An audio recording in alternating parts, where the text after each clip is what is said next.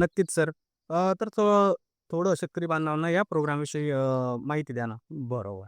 मिलिंद बरोबर सांगितलं तू. ननेम्स India private limited या कंपनीनं सततच शेतकऱ्याच्या संदर्भात विविध प्रोग्राम हाती घेत असते.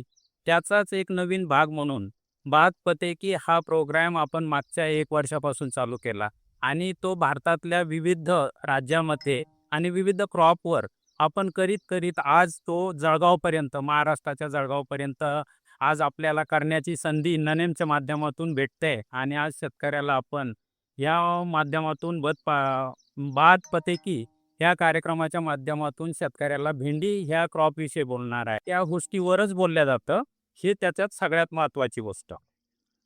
नक्कीच सर. त्यामुळे ते ते तर सर्वांना माहीतच आहे. तर कंपनी आणि भेंडीचं नातं काय सर? खरं म्हणजे ननेम्स आणि भेंडी पीक याचं अतूट नातं आहे. जर बघितलं तर ननेम्स मागच्या 2 दशकापासून भारतात भेंडी या पिकामध्ये अग्रगण्य कंपनी म्हणून ओळखली जाते. आणि हे मी अग्रगण्य हा शब्द वापरण्याचा मेन हेतू ह्यो आहे किंवा याचा उद्देश ह्यो आहे, की तुम्ही जर बघितलं तर ननेमचा प्रवास खूप अगोदरपासून पण अलीकडच्या काळात जर बघितलं तर सोनल, शक्ती, सम्राट अशा अति पॉप्युलर वाहन हे ननेमच्या माध्यमातून शेतकऱ्याला दिले गेले आणि शेतकऱ्यांनीही त्या व्हरायटीवर भरभरून प्रेम केलं.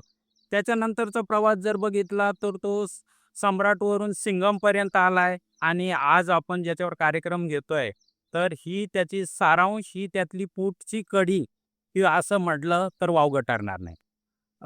थोडक्यात जळगाव आणि भेंडीचं नातं काय? हे कळेल का? बिलकुल.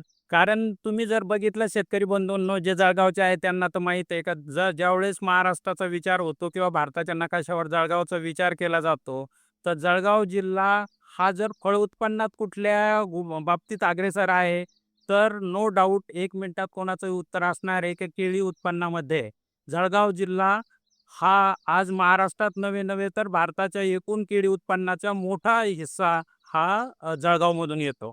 आणि ज्यावेळेस हीच गोष्ट व्हेजिटेबलवर येते, तर त्यावेळेस ती गोष्ट जाते भेंडी पिकावर. कारण भेंडी हिचं उत्पन्न मोठ्या प्रमाणावर जर कुठला जिल्हा महाराष्ट्रात घेत असेल, तर तो जळगाव जिल्हा घेतो आणि इथला आमचा जळगावचा शेतकरी, खान्देशचा शेतकरी यांची एक रीढ जी आपण महत्त्वाची कडी म्हणू शकतो, ते हे भेंडी हे पीक आहे. अ, सर यामध्ये भेंडी वाणाची निवड करताना कुठल्या गोष्टी लक्षात घ्यायला पाहिजे? बिलकुल महत्त्वाचाही प्रश्न आहे, की जर बघितलं तर शेतकऱ्याच्या दृष्टीनं ज्यावेळेस कुठल्याही वाहनाची निवड होती, तर त्याच्या दृष्टीनं सगळ्यात महत्त्वाचं काय असेल तर उत्पन्न. व ज्या वाहन कोणतंही बाजारात येईल, ते भेंडीचं असो किंवा इतर क्रॉपचं असो, त्यातून येणारं उत्पन्न हे चांगलं असलं पाहिजे, भरघोस असलं पाहिजे. दुसरी गोष्ट जर कुठल्या नंबरला येते, तर ते रोगाला प्रतिकारक्षम असलं पाहिजे, त्याच्यात डिसीज टॉलरन्स चांगला असला पाहिजे. तिसरी गोष्ट जर असेल भेंडीच्या बाबतीत, तर ते प्लांट टाईप व्हिगरस असलं पाहिजे, ब्रँचेस असल्या पाहिजे आणि त्याची अर्ली चालू झालं पाहिजे आणि लॉन्जिव्हिटी पण चांगली असली पाहिजे. ही तिसरी गोष्ट. आणि त्याच्यानंतरचा जर विचार केला, तर जे आहे लॉन्जिव्हिटी जास्त असल्यामुळं उत्पन्न त्यातून चांगलं मिळालं पाहिजे. तर ह्या 2-4 गोष्टी प्रामुख्यानं कुठल्याही बियाण्याच्या निवडीमध्ये प्रामुख्यानं शेतकरी विचार करतात. नक्कीच सर दिलेली माहिती खूपच छान आहे. तरी शेतकऱ्यांना आपण लागवडीच्या पद्धतीविषयी थोडे मार्गदर्शन करावं सर. बिलकुल. जळगावमध्ये ज्यावेळेस आपण काम करतो किंवा भेंडी पिकामध्ये आपण ज्यावेळेस काम करतो, तर 2 पद्धतीनं भेंडीची लागवड होती. एक सराव वरंबा पद्धतीनं लागवड होती आणि एक अलीकडचे आमचे जे आधुनिक शेतकरी आहेत, तर ते ड्रिप इरिगेशनवर सुद्धा भेंडीची लागवड करतात. ज्यावेळेस सरी पद्धतीनं ज्यावेळेस भेंडीची लागवड केली जाते, तर त्यावेळेस 2 ओळीमधलं अंतर आपण हे 2 ते 2.5 फुटाचं ठेवतो आणि 2 जे झाडामधलं अंतर आहे ते 6 इंचापर्यंत म्हणजे आपण एक म्हणू शकतो, की एक मोठं बोलायचं झालं तर 1 इंचीपर्यंत 2 झाडातलं अंतर ठेवतो.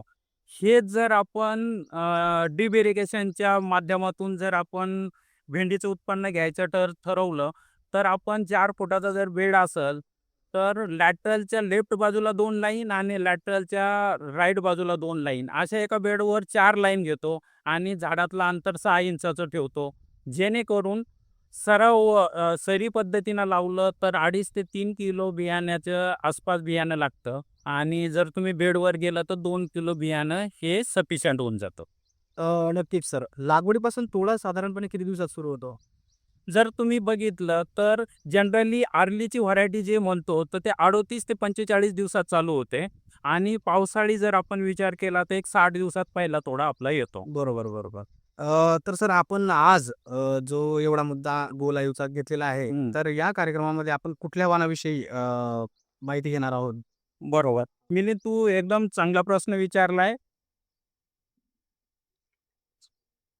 आपण आज ह्या लाईव्हच्या माध्यमातनं बात पते की या कार्यक्रमाच्या ननेमच्या माध्यमातनं आज ज्या प्लॉटवर बसलोय, हा ननेमचा सारांश हा वाण आहे.